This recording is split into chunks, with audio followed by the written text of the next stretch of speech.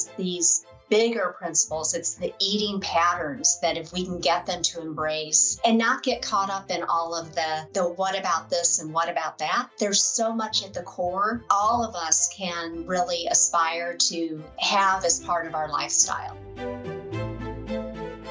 From the Pritikin Longevity Center in Miami, Florida, welcome to the Healthier Everyday podcast, where we talk about your health, your fitness, your mindset, the food you eat, and putting it all together to create an amazing lifestyle. In this episode, Cindy and Kara discuss the power of nutrition and lifestyle changes. They talk about how they tailor advice for different personalities, the importance of emphasizing core principles, and the idea of tackling challenges head on. Also, you're going to learn about mindful eating, harnessing the strength of whole foods, and making positive choices for a healthier life. Combining over 35 years of clinical experience in the field of nutrition focused on health and wellness, Cindy Berner serves as Pritikin ICR's Vice President of Account Operations. Kara Burnstine has over 20 years of experience as a registered dietitian. Kara coaches her clients for issues such as weight loss, cardiovascular disease, gut health, and behavior modification strategies. Enjoy today's episode, and don't forget to like and subscribe.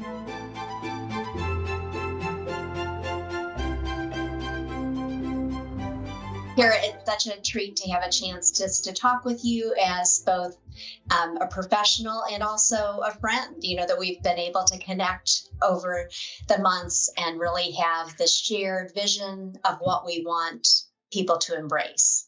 Yeah, no, I agree. I really love working with you, Cindy, because we are both working for the same Pritikin.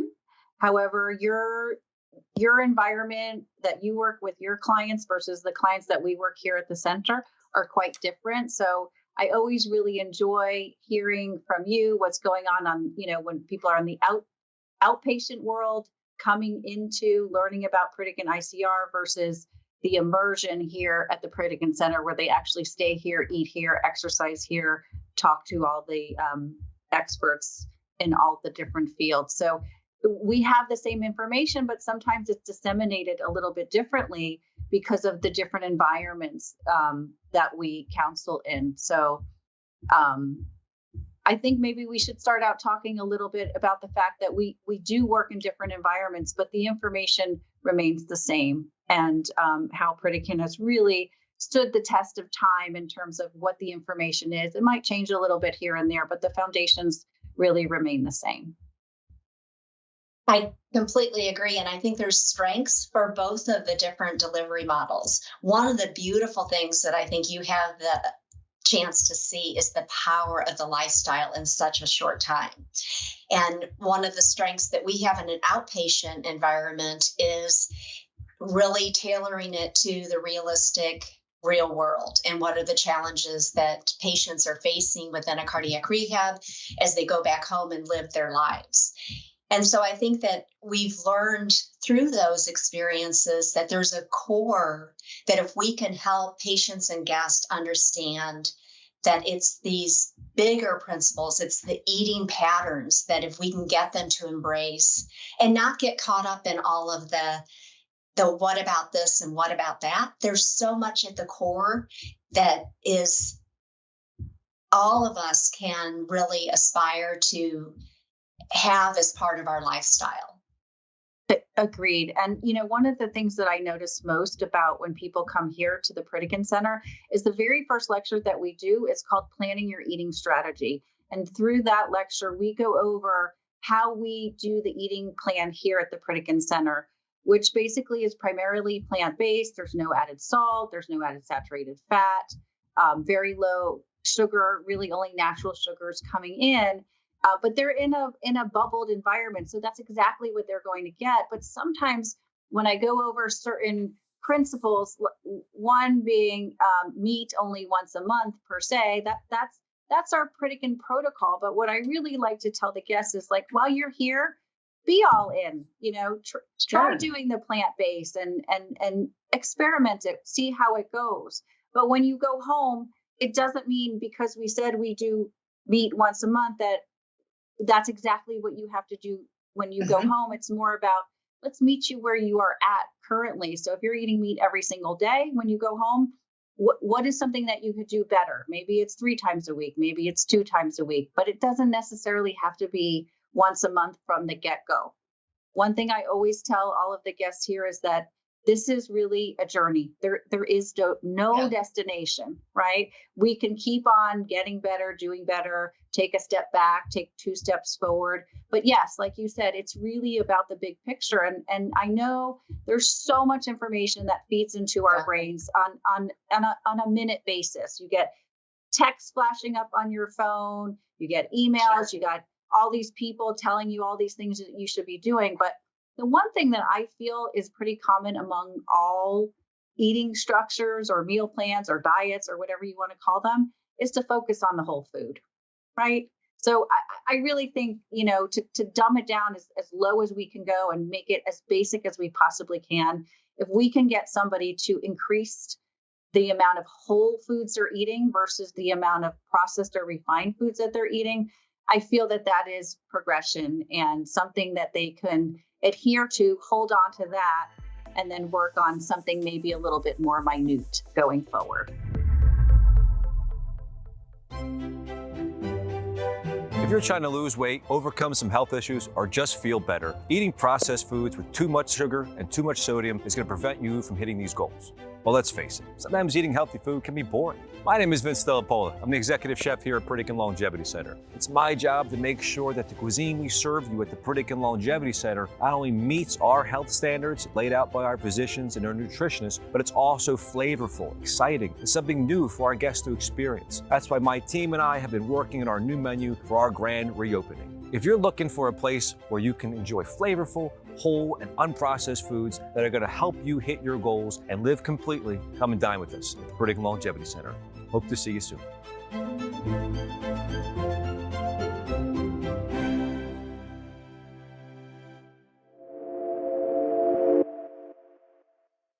Couldn't agree more. Couldn't agree more. And I think that is the spirit. When we talk about a journey, that's the same type of messaging that we have. And I think from a vision, we need to know where we're headed on a journey.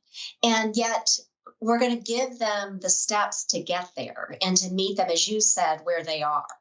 And that's doable because we're all aligned in wanting sustainable change, is that we can say the absolutes like you gave with the meat example, but we need to take the small, realistic steps to get there to make it doable. And that is very unique and individual, right?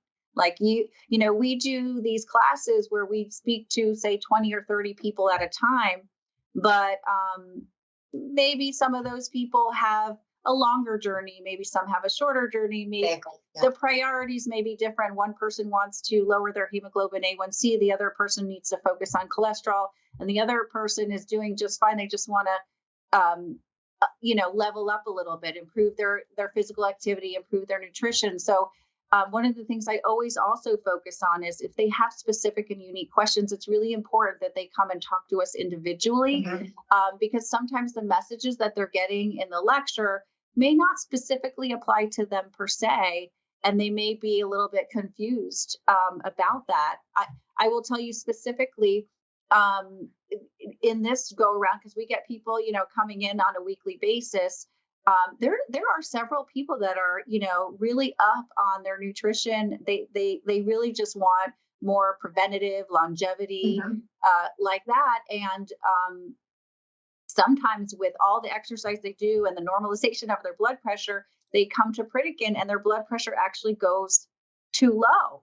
And I'm like, listen, you may need a little bit more sodium than the next person. So we actually have like a little spice blend that we give. It just has a little twinge. It's not pure sodium. It's just a little spice blend, but something that they may need, because again, not everybody that comes here needs to exactly be on a no salt added diet, but they still want to focus on, what foods are high in sodium. Maybe they have a little bit more flexibility in that space per se, but it's still important for them to understand that if you're eating out a lot or you're bringing food in or you're eating frozen food, it's loaded with sodium. So they're like, oh gosh, I didn't really realize that. And that's something that they're like, yeah, I'm not really going to do that anymore.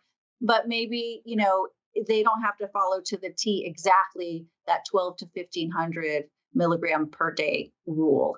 And so, that's why I find it really helpful when people actually come and talk to me individually, so I can help them with their journey as opposed to giving them just one general idea per se. And that individualization is really helpful. And I think it helps patients be able to understand how it fits in their life. And so we have, as part of the outpatient program within Pritikin, they meet with a registered dietitian for at least one-on-one to be able to tailor the general guidelines to them. Yeah. I had a health professional ask me, why does Pritikin not embrace using a lot of olive oil within their recipes? Yes. And one of the thoughts that I had is that that's easy. I mean, cooking with oils is how we've been raised, and we know how to do that. But what we don't know how to do is how to cook things that have amazing flavor without a lot of added oils, without a lot of sodium. So I think to be able to be in an environment where you're learning how to do things differently is inspiring. It really gives people a wide range of approaches to preparing foods in a healthful way. Yeah. Now, what's so funny, Cindy, is actually every once in a while, if I have a little spare time, I go to the cooking classes. So here at the Pritikin Center, almost every day, I would say about 4 days out of the week, they do a cooking class. And so when I can go, I go. And I too actually learned how to use less oil when cooking. So one of the things that chef does that I was like, wow, I didn't even realize that. So if you have a pan that is, it's not nonstick, so you have to put some oil on it to cook your onions, your vegetables, whatever you're sauteing in there. So we spray the olive oil. We still use it, but we use a sprayer so it's not pouring a bottle. Right. But what happens is when you start cooking the food, the oil dissipates. So what do? You add more oil so it doesn't stick. But what chef does is he just adds the oil one time, and then he'll cook a little bit. And as things are getting a little sticky, he'll add even a little water, a little broth, maybe some rice vinegar or a marsala wine to give it more wet. And then he takes the cover and he pops it right on top. And it is amazing, but nothing sticks and you don't need more oil. And, I'm a dietitian, I should know that, but I didn't know that. And, so even I learned things from all the multidisciplinary experts that we have here. So, I think it's great that we, instead of just seeing the dietitian, they're able to see the physical therapist, the exercise physiologist, the psychologist. And it's really just a very multidisciplinary team, because it really does take a village to change the mind or the habits of what we do on a daily basis. So yes, to your point, and it is true that Pritikin is a little outside the box of what we would normally see in today's society and what we see on social media, in the news, and all of that stuff. And there's always good reason, but it's worth explaining, because I tell people in class, oils, nuts, seeds, avocados, they're heart healthy. I get that part, but they also are super, super calorically dense. So you really need to understand a little bit goes a really long way, and you could still use it, but just, you got to pay attention. And then we really focus on the vegetables is where you want to front load and volumize, because that there are no limitations to that for the most part. And so that you could go a little bit less on the oil piece and a little bit less on the protein piece and things like that. So there's always explanations that need to be made, because we are a bit controversial as compared to something like a paleo or a keto. We're very, very different from that. So I always love talking about it and hearing what other guests have to say about, I heard this and I read this and things like that. And maybe also to be open to some of the things that they're doing that may not be something that were proponents of here, but based on their situation and their lifestyle, maybe it's okay to bring a little bit of that in addition to some of the Pritikin principles as well. At the end of the day, honestly, our goal is to help them be more successful in their health journey, however that looks. Absolutely. And I love what you said about the multidisciplinary team. And especially for our patient population coming up off a cardiac event, to be surrounded by this team to say, we've got you. We're going to help, not only help you on this continuum of care, but also to give you a sense of hope of what might be. Right. I just talked to a woman this morning who had that exact same experience. And she was so excited having completed the Pritikin intensive cardiac rehab program. She had lost 15 pounds. She was calling for more information. And I think you're right. I think if we can just get them to be open-minded to what might be, that's inspirational. That's right. Yeah. Right. It's about really like something that they could bite and swallow, as opposed to something that's very, very overwhelming, to go from, eating out every single night to, oh my God, I have to start cooking and preparing my meals. And by the way, I can't put any salt on it, and I can't have my sweets at night. I mean, it is quite overwhelming for someone that's used to that. And all I really say is, well, while you're here, when in Rome, play the games, see where it takes you, and then let's have a conversation before you go home, so I can help you bridge that gap between what you're doing here and how you're going to figure that out at home. And the funniest thing about the whole carbohydrate thing, because we're plant-based, that's carbs, right? Sure. So when these guests know that like potatoes are on the menu, or we have pizza, we have baked ziti.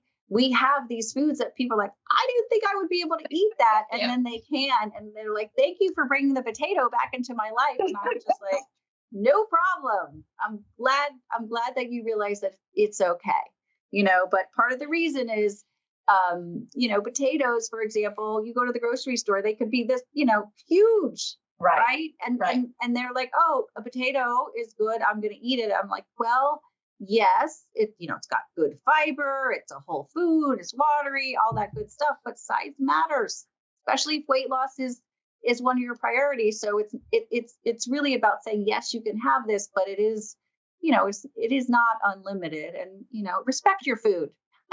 Exactly. And I think a key point that you just made was about nutrition priorities, is all of the different concepts that we're bringing forth, is that helping them focus on where that attention should be as they get started.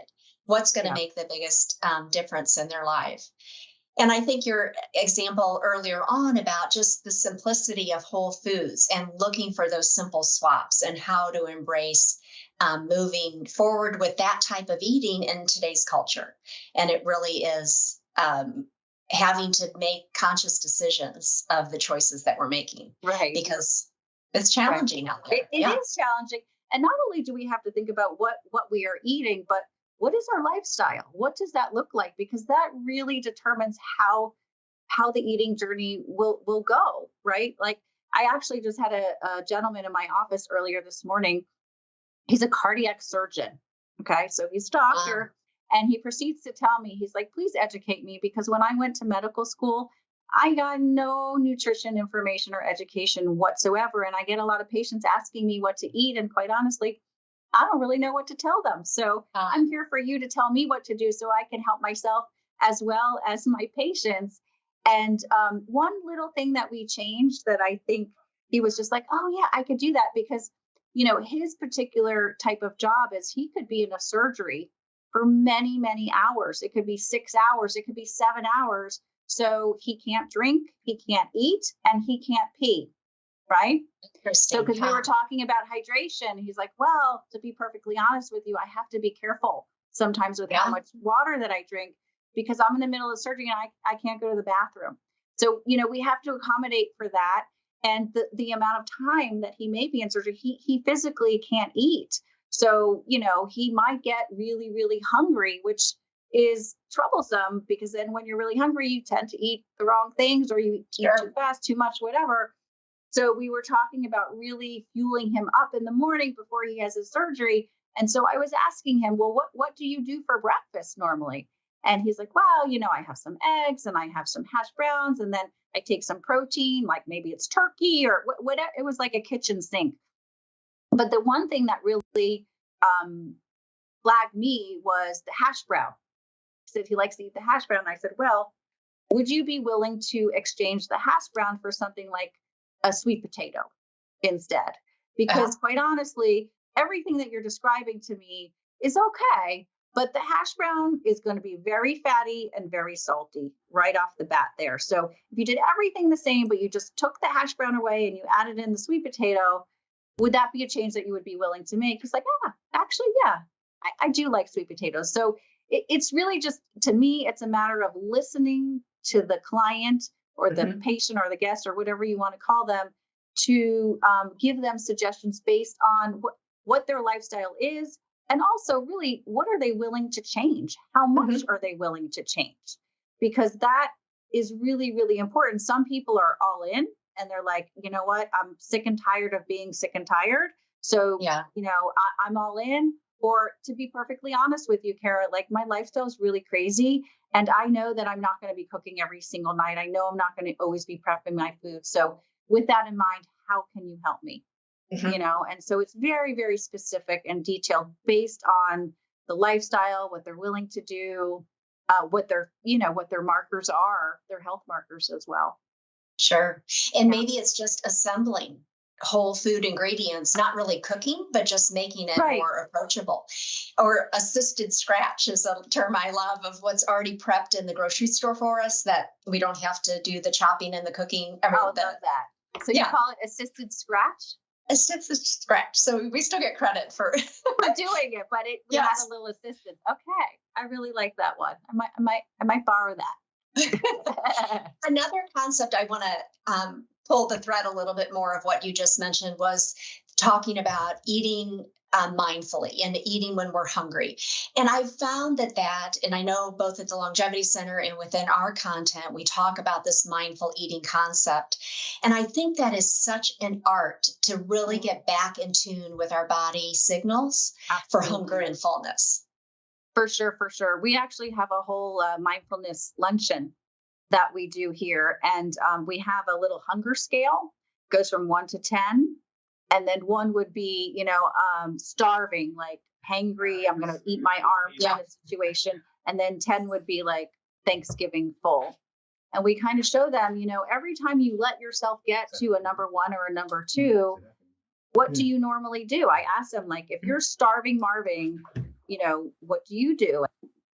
They're like, I just eat whatever is in front of me or whatever is convenient. Cheese, crackers, potato chips, that kind of stuff.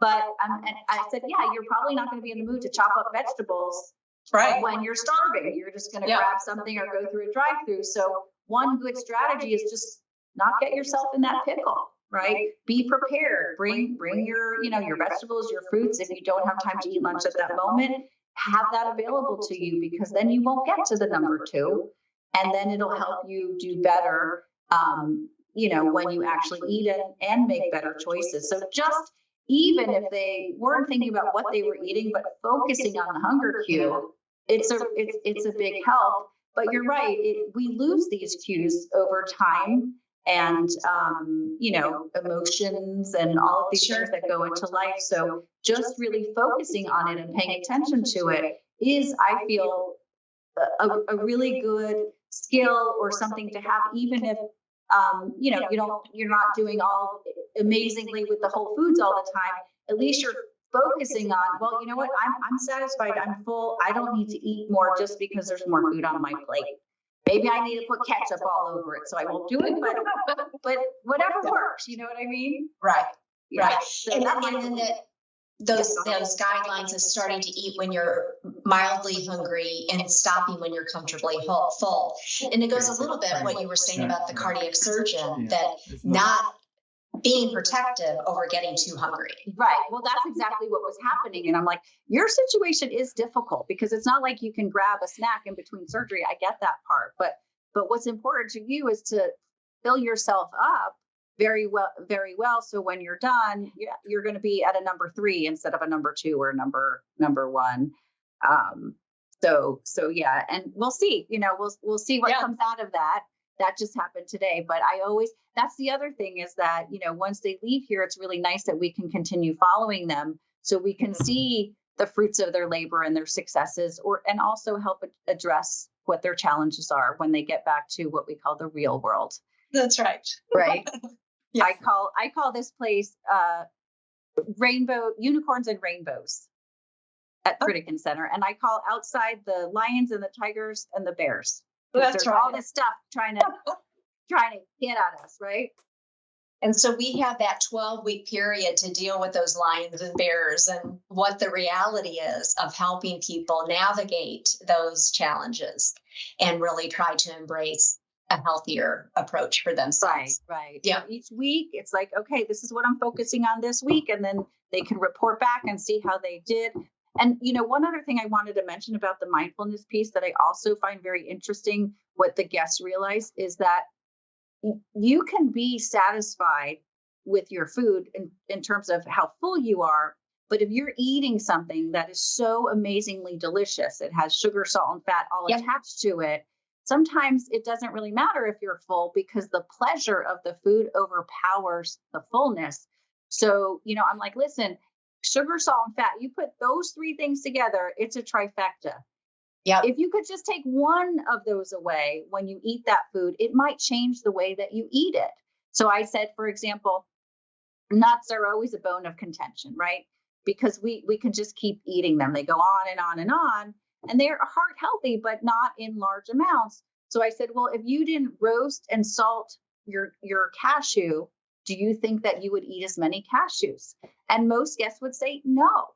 So I'm like, okay, nuts might be difficult when they're all salty and honey roasted, but if you just have them raw, maybe you can handle just having a handful or sticking a little bit in your oatmeal or something like that. It's not as stimulating to the brain, and it really does help manage those cues a little bit better. Great point.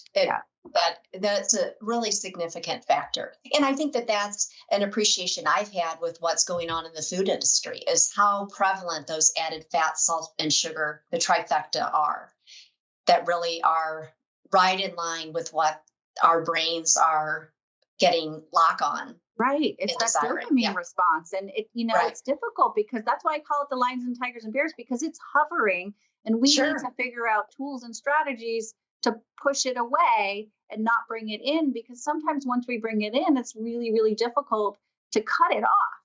So it's like, I'm like, listen, if there's certain trigger foods that you have, write them on a piece of paper. Nobody knows them better than you do, right? So be honest with yourself, write those down and say, you know what? I love you. I'm really attracted to you, but you are not serving me well right now. So we're going to put you over here and not bring you into our wheelhouse for now. Maybe not forever, but, for now, until we can, respect it a little bit better and control it. Because I just feel like if you know that every time you do something, you go overboard, then it's probably a good idea just not even to go there. Right? Why put yourself in that position? Exactly. And so the concept that I think about is for some people, some is harder than none. Is that once we get going, it's really difficult to rein it in. Where if we just set that aside, as you said, and not even have that as part of our environment. Right. Yep. Absolutely. I mean, I'm an out of sight, out of mind person. Everybody's a little different, but I find that to be very, very helpful, because it's almost like we put ourselves in the fire and expect ourselves not to get burned. Right? Exactly. Yeah. But a fire burns. Yeah. Expect the expected. Okay. It's just like, you know what happens when you go down this path. So let's figure a new path, and, don't keep on trying to be restricting it or limiting it when it's so difficult for you. Just let it go. Just let it go. And that helps, it helps when, and the other thing I wanted to mention in terms of food, is the psychology of it. So, I mean, if you think about it, we had to go out to dinner. It was my father's birthday, and there was, that appetizer, the, fried calamari, and then there was the artichoke dip. And, how am I supposed to sit there and look at it all and not eat it? I mean, that's really difficult. And I would say, well, it's a choice. Mm-hmm. It's a choice, right? You before you go to the restaurant, you know where you're going, you know what they have. you choose how you want to do this evening. If you want to have all of those things, choose to do that. Be okay with it. And then tomorrow's a new day, back to regularly scheduled program. Because what happens is if you expect yourself not to do it, even though you know that you will, then you say, oh, I cheated. I feel so guilty. And you're really, demoting yourself. And then, I feel like the negative begets the negative. So if you just right off the bat say, it's my dad's birthday, I'm going to enjoy it with him. I'm going to try and be as mindful as I possibly can be, but this is a little bit of an outlier for me. And I'm okay with that. It's one day, and tomorrow back to it. And I think that's also a good approach to eating in the world of today, because we are surrounded by these things and we are humans. We are not perfect, so, exactly. Allow ourselves to have some imperfections and recognize that, this is a treat. It is not a cheat, and be okay with it. And then that, I feel that also helps them be more positive about their experience and really have a better relationship with food itself.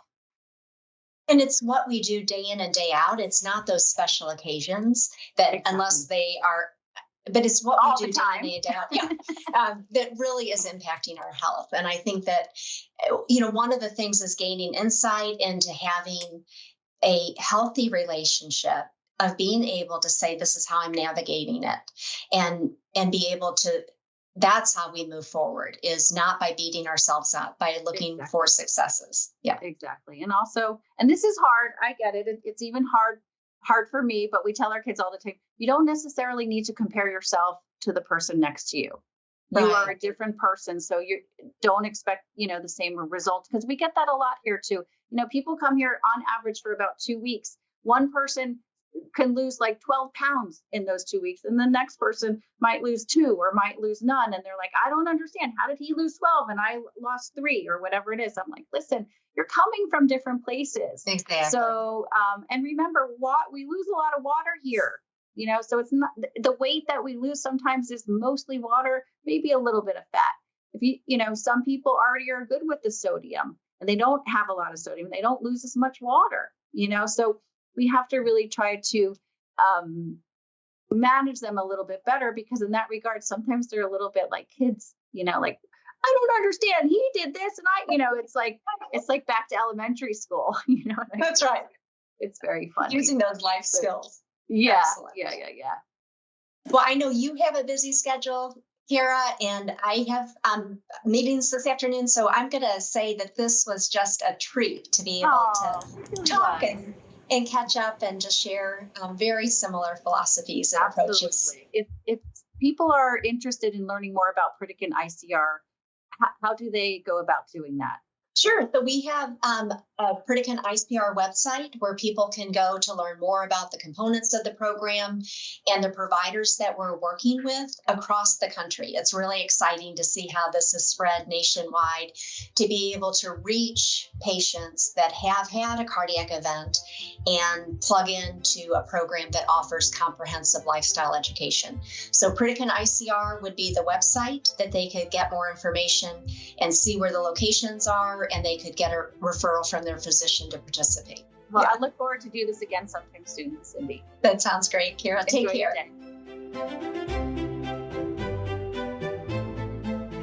Thank you for listening to the Healthier Everyday podcast. Don't forget to like and subscribe so you don't miss out on future episodes. If you're interested in learning more about the Pritikin Longevity Center and how the physician-led team of wellness professionals have been helping people for almost 50 years, visit pritikin.com. That's pritikin.com.